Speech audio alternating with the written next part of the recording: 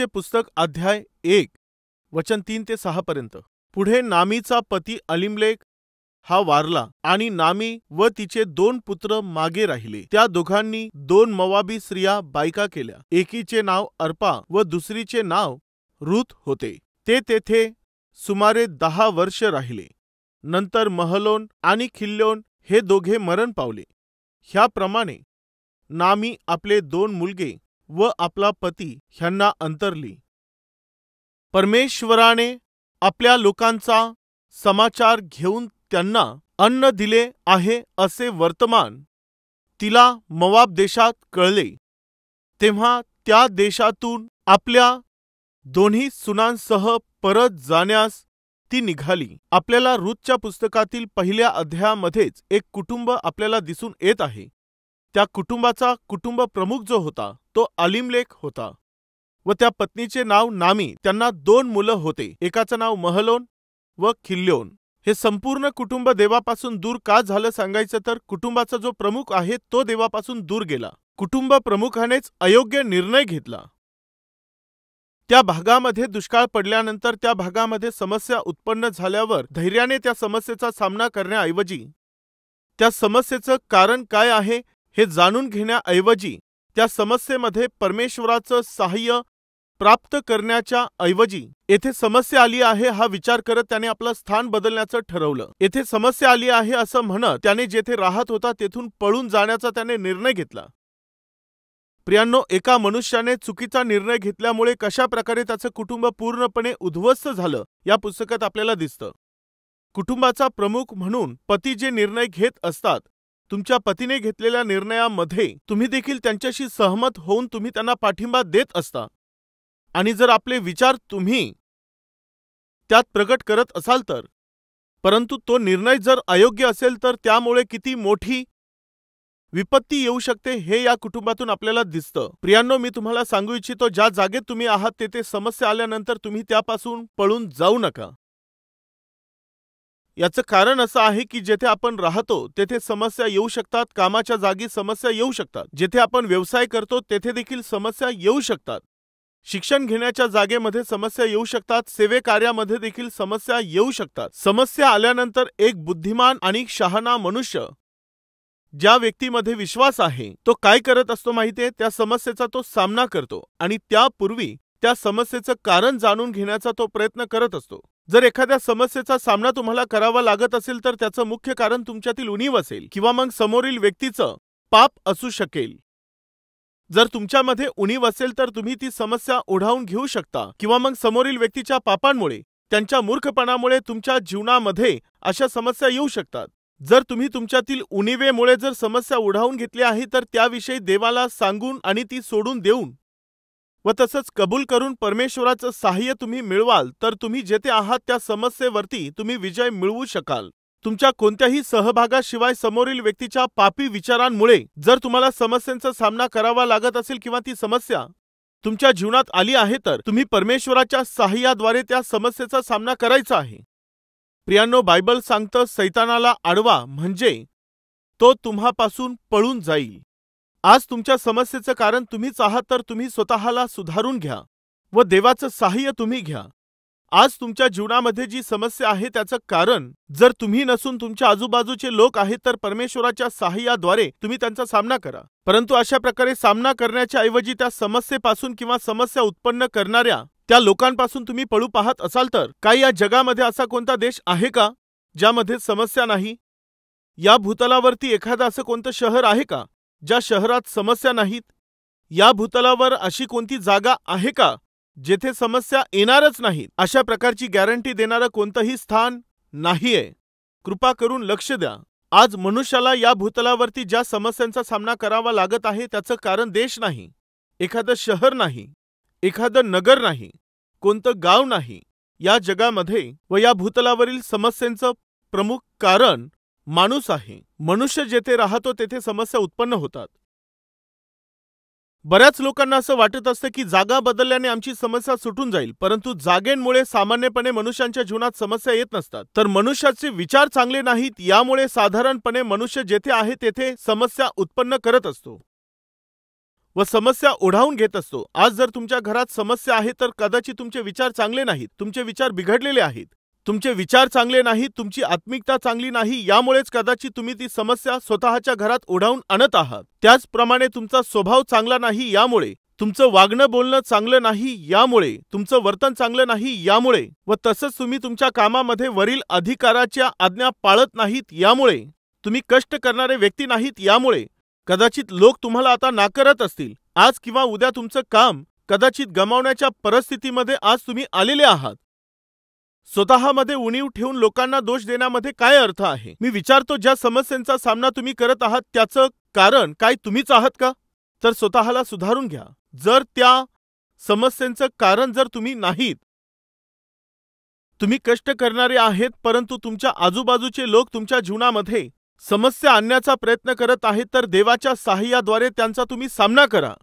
पण ते सोडून तुम्ही समस्येपासून पळण्याचा प्रयत्न करू नका, कारण समस्या नाही अशी जागा या जगात नाहीये. अलीमलेखाचं कुटुंब दुष्काळाच्या स्थितीतून जात होतं, परंतु केवळ त्याच्या एकट्याचं कुटुंबच नाही, केवळ त्याच्या एकट्याचंच कुटुंब त्या समस्येतून व त्या दुष्काळातून जात नव्हतं, तर त्या प्रांतातील सर्व कुटुंब दुष्काळातून जात होते. त्या कुटुंबातील सर्व लोक जेव्हा दुष्काळातून जगत होते, अलीमलेख इतर लोकांप्रमाणे धीर धरू शकला नाही. त्याने उतावळी करून त्याने तो प्रांतच सोडून दिला, ते स्थानच त्याने सोडून दिलं. त्याने विचार केला की हा प्रांत मी सोडला तर माझी समस्या दूर होऊन जाईल. पुन्हा मी सांगत आहे, ज्या समस्या आपल्या जीवनात असतात त्या एखाद्या स्थानामुळे किंवा जागेमुळे नसतात, कोणत्या घरांमुळे नसतात. त्याचं प्रमुख कारण असतं तुमच्या जीवनात असणारं पाप. तुमच्या जीवनामध्ये देवाची अवज्ञा करण्याचा जो स्वभाव आहे, तेच सामान्यपणे तुमच्या जीवनातील समस्यांचं कारण आहे. तेथे दुष्काळ पडला, आपण हे पाहिलं आहे. खरं तर तेथे जो दुष्काळ पडलेला होता तो अन्नधान्याचा दुष्काळ नव्हता, विश्वासाच्या कमतरतेचा होता. अलीमलेखाच्या जीवनामध्ये अन्नधान्याची कमी नव्हती, विश्वासाची कमी होती.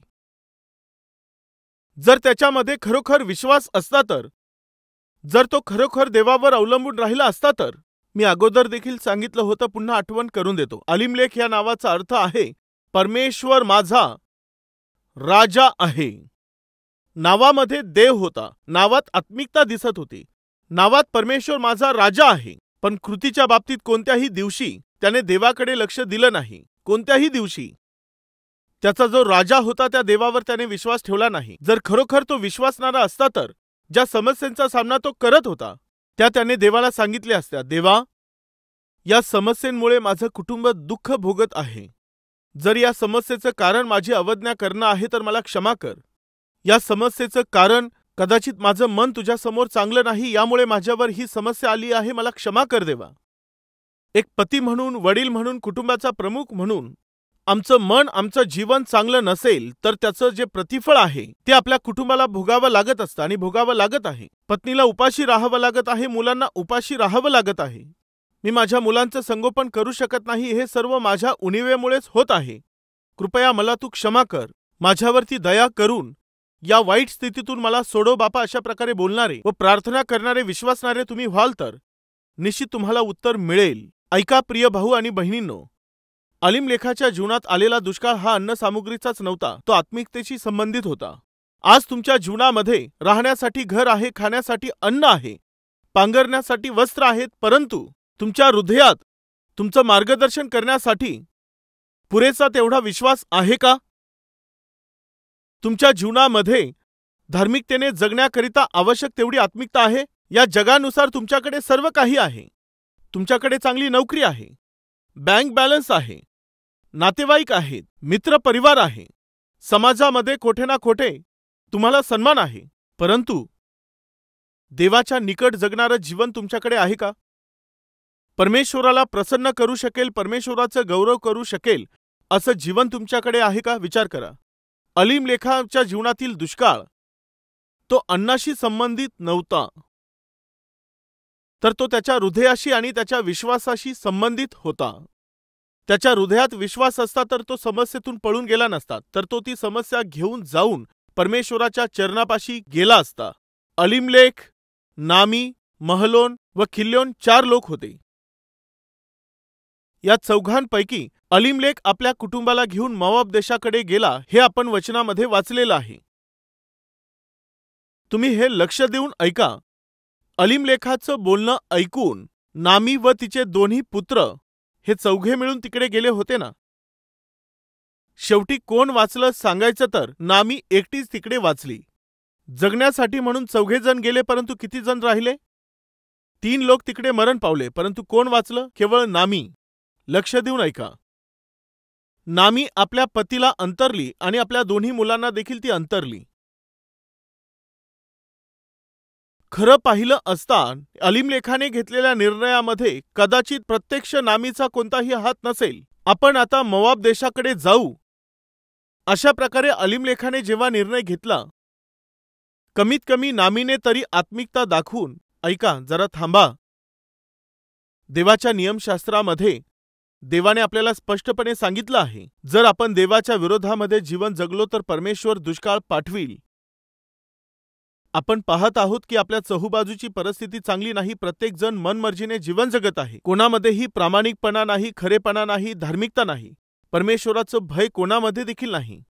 असे आपल्या चहूबाजूचे लोक आणि आपण सुद्धा देवाच्या विरुद्ध जीवन जगत आहोत आणि कदाचित यामुळेच हे संकट आपल्यावर आलेलं आहे. तुम्ही माझं ऐका. आपण सर्व मिळून गुडघे टेकूया आणि प्रार्थना करूया. आपण सर्व मिळून परमेश्वराचा धावा करू. आपण सर्व मिळून आपले कष्ट त्या देवाला सांगू. जर नामी असं बोलली असती तर किती बरं झालं असतं. तिचा पती जेव्हा तिला बोलला आपण येथून मोआब देशाकडे जाऊ, जसंच तो बोलला अर्ध्या तासाच्या आतमध्ये तिने आपलं सर्व सामान पॅक केलं. प्रियांनो, कधी कधी काही पती एखादा निर्णय घेत असतात तेव्हा काही स्त्रिया किंवा पत्नी मागचा पुढचा विचार न करता, जर पती काही बोलला तर लगेच ती पत्नी काहीच विचार न करता ती सहमत होत असते. ते योग्य आहे की अयोग्य आहे याचा विचारही करत नाहीत. पत्नी लगेच सहमत होतात. न ते विचार करतात किंवा न वचनाच्या प्रकाशामध्ये घेतलेल्या निर्णयाविषयी पाहत देखील नाहीत. यामुळे काय घडत असतं माहीत आहे? आता लक्ष देऊन ऐका. निर्णय तर अलीमलेखानेच घेतला, परंतु त्या निर्णयामुळे नुकसान कोणी भोगलं माहीत आहे? नामीने. तिची किती हानी झाली माहीत आहे? 21व्या वचनात तिने असं म्हटलं, मी भरलेली गेले आणि परमेश्वराने मला रिकामी परत आणले. याचा अर्थ माहीत आहे? माझा एक पती होता, मला 2 पुत्र होते, माझं एक कुटुंब होतं. तेच होतं भरलेलं पण. तोच होता आशीर्वाद. चला पाहूया 21व्या वचनामध्ये. मी भरलेली गेले आणि काय म्हटलं? आणि परमेश्वराने मला रिकामी परत आणले आहे. ते दुष्काळात असताना गेले, तर मग ती भरलेली असं का बोलत आहे? खाण्यासाठी अन्न नव्हतं, अन्न सामुग्री नव्हती, अशा स्थितीत ते गेले. मग भरलेली गेली असं ती का बोलत आहे? खूप उशीर झाल्यावर नामीला समजून आलं, या जगामध्ये भरपूर आशीर्वादांचा अर्थ स्वतःची जागा खरेदी करणं, मोठं घर बांधणं, आलिशान घर तयार करणं, चांगली महागडी कार विकत घेणं, बँकेमध्ये भरपूर असा बँक बॅलन्स जमा करणं, हीच खरी समृद्धी आहे असे विचार त्या नामीमध्ये होते. परंतु पुढे तिला समजून आलं की खरी समृद्धी ही नाही. तर तिला काय समजून आलं? पती, मुलं, कुटुंब ही खरी समृद्धी आहे. यापेक्षा मोठी समृद्धी, यापेक्षा मोठा आशीर्वाद, यापेक्षा मोठं कोणतं सौभाग्य या जगात दुसरं कोणतं नाही, हे तिने समजून घेतलं. प्रियांनो, काही पत्नींना पती आहे, मुलं देखील आहेत, परंतु जेव्हाही पहा त्या रडत असतात. तसंच काही पतींना त्यांना सुंदर पत्नी असते, तसंच चांगले मुलं असतात, पण कधीही पहा यांची नजर शेजारणीकडेच लागलेली असते. काय करायचं सांगा? यांचे विचार नेहमी वाकडेच विचार असतात. देवाने तुम्हाला चांगला पती दिला आहे, मुलं दिले आहे, देवाने चांगली पत्नी दिलेली आहे, तुम्हाला मुलं दिलेले आहे, चांगलं कुटुंब दिलं आहे, हीच मोठी समृद्धी आहे. प्रिय भाऊ आणि बहिणींनो, असं बोलू नका, कोणती समृद्धी आहे हो? माझ्या पतीकडून मला कोणतं सुख मिळतं? माझ्या मुलांकडून मला कोणता आनंद मिळत आहे? पतीकडून नामीला कोणतं सुख होतं, मुलांच्या द्वारे तिला कोणता आनंद होता, ते जिवंत असताना नामीला समजून आलं नाही, परंतु मृत्यू पावल्यानंतर तिला ते समजून आलं. अरे, माझे पती होते तेव्हा मी लक्ष दिलं नाही, मुलं होते तेव्हा मी लक्ष दिलं नाही, परंतु ते गेल्यानंतर आता मला समजलं आहे की मी एकटी पडलेली आहे. ते गेल्यानंतर मला हे समजून आलं की या जगात त्यांच्याशिवाय मी अगदी एकटीच आहे. ते जिवंत होते तेव्हा मला समजून आलं नाही की त्यांचं महत्त्व काय आहे. प्रिय बहिणींनो, तुमचे पती जिवंत असताना तुम्हाला समजून येत नसेल. प्रिय भावांनो, तुमची पत्नी जिवंत असताना तुम्हाला हे समजत नसेल की त्यांची गरज तुम्हाला किती आहे, त्यांच्या असण्याद्वारे तुम्हाला किती आशीर्वाद आहेत. तसंच मुलं असताना तुम्हाला हे समजून येत नसेल, परमेश्वराने का तुम्हाला ते मुलं दिलेत हे तुम्हाला समजून येत नसेल. यामुळे तुमच्या पत्नीविषयी आणि मुलांविषयी रडणं बंद करून त्यांच्यामध्ये चांगुलपणा शोधा.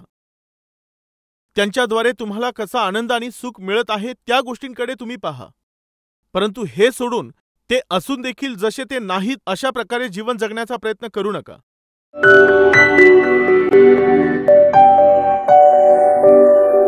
पवित्र परमेश्वरा, जे लोक तुझ्यावरती विश्वास ठेवतात, तू किती अद्भुत आणि अलौकिक कार्य करू शकतोस.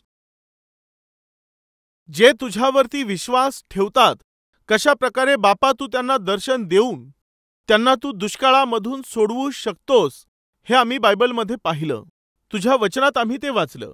त्याचप्रमाणे आज बापा, आलिम लेखाप्रमाणे तुझ्यापासून आम्ही दूर न जाता, कष्टांमध्ये असताना, अडचणीत असताना, संकटात असताना, अनेकशा त्रासातून जाताना तुझ्या चरणांपाशी राहून तुझं उत्तर मिळवण्यासाठी वाट पाहत असणाऱ्या तुझ्या लोकांना तू दर्शन दे.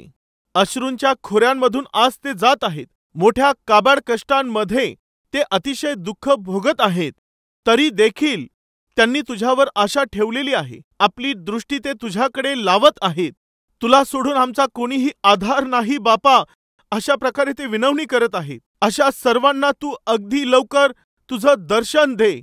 तू अगदी लवकर त्यांचे अश्रू पुसून टाकून, त्यांचा सर्व अपमान दूर करून, राखेच्या ऐवजी शिरोभूषण आणि गौरवाचं जीवन प्रत्येक व्यक्तीला तू बहाल कर. येशूच्या नावाने प्रार्थना मागतो बापा. आमेन.